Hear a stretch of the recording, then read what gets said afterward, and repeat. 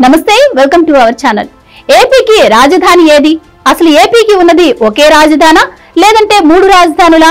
గడిచిన 5 ఏళ్లలో నెలకొన్న అనుమానాలను పటాపంచలు చేస్తూ ఏపీ సర్కార్ తాజాగా ఓ కీలక ప్రకటన చేసింది. ఏపీకి ఏకైక రాజధాని అమరావతేనని రాష్ట్ర ప్రభుత్వం తేల్చి చెప్పింది. ఈ మేరకు సర్వోన్నత న్యాయస్థానం సుప్రీంకోర్టులో రాష్ట్ర ప్రభుత్వ ప్రధాన కార్యదర్శి నీరబ్ కుమార్ ప్రసాద్ ఓ అఫిడవిట్ ను దాఖలు చేశారు.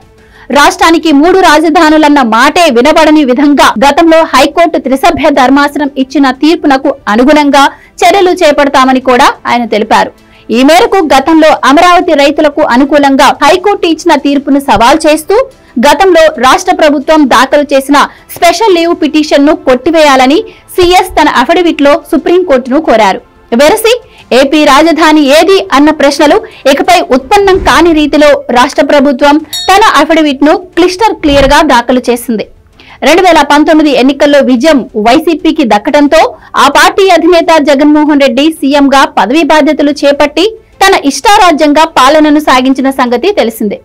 ఈ క్రమంలోనే అప్పటిదాకా అమరావతి రాష్ట్ర రాజధాని అని చెప్పిన జగన్ తాను సీఎం కుర్చీలో కూర్చున్న తర్వాత మాట మార్చేశారు.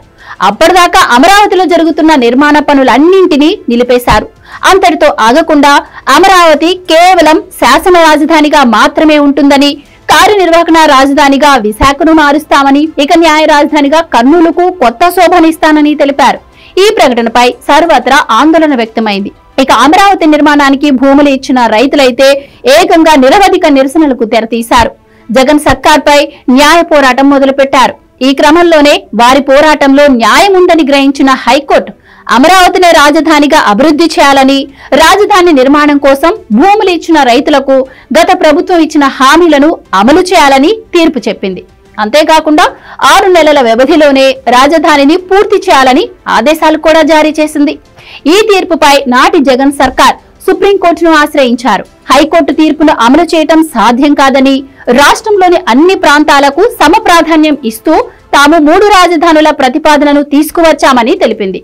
ఈ పిటిషన్ పై విచారణ అలా కొనసాగుతూ ఉండగానే మొన్నటి సార్వత్రిక ఎన్నికలు రావడం, ఆ ఎన్నికల్లో వైసీపీకి తగిన బుద్ధి చెప్పిన రాష్ట్ర ప్రజలు తిరిగి టీడీపీ నేతృత్వంలోని కూటమిని గెలిపించుకోవడం జరిగిపోయింది. ఫలితంగా అమరావతి రాజధానిగా ఎంపిక చేసిన టీడీపీ అధినేత నారా చంద్రబాబు నాయుడు తిరిగి రాష్ట్రానికి ముఖ్యమంత్రిగా పదవీ బాధ్యతలు చేపట్టారు. వచ్చి రాగానే అమరావతి నిర్మాణంపై దృష్టి సారించిన చంద్రబాబు నిలిచిపోయిన పనులను తిరిగి ప్రారంభించారు.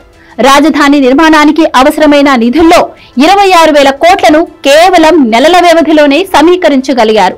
ప్రస్తుతం అమరావతిలో ఓ పండుగ వాతావరణం నెలకొనేలా చేశారు. ఇలాంటి పరిస్థితిలో జగన్ సర్కార్ వేసిన పిటిషన్ పై సుప్రీంకోర్టులో విచారణ జరుగుతున్న నేపథ్యంలో రాష్ట్ర ప్రభుత్వం తరపున ప్రభుత్వ ప్రధాన కార్యదర్శి అఫిడవిట్ దాఖలు చేశారు. ఈ అఫిడవిట్ లో సీఎస్ పలు కీలక అంశాలను కూడా ప్రస్తావించారు. గతంలో హైకోర్టు ధర్మాసనం ఇచ్చిన తీర్పును తూచా తప్పకుండా అమలు చేస్తామని తెలిపారు. అయితే 6 నెలల వ్యవధిలోనే అన్నీ చేయాలంటే కుదరదు అన్న విషయాన్ని ఆయన కోర్టు దృష్టికి తీసుకెళ్లారు. రానున్న 3 ఏళ్ల కాలంలో రాజధాని నిర్మాణాన్ని పూర్తి చేస్తామని తెలిపారు. అంతేకాకుండా హైకోర్టు చెప్పినట్లుగానే రైతులకు ఇచ్చే రిటర్నబుల్ ప్లాట్లను అన్ని రకాలుగా అభివృద్ధి చేస్తామని వివరించారు. సచివాలయం, శాసనసభ, హైకోర్టు తదితరాలకు శాశ్వత భవనాలు అందుబాటులోకి రాగానే ప్రస్తుతం వాటి కోసం నిర్మించిన భవనాలను ఇతరత్ర అవసరాల కోసం వినియోగిస్తామని తెలిపారు. గతంలో చెప్పినట్లుగా రాజధానిలో 9 సిటీలను అభివృద్ధి చేస్తామని సీఎస్ అన్నారు. వెరసి రాజధానిపై మొన్నటిదాకా షికారులు చేసిన పుకార్లకు సీఎస్ ఫుల్ స్టాప్ పెట్టేశారు. Please subscribe to Leo news for more videos.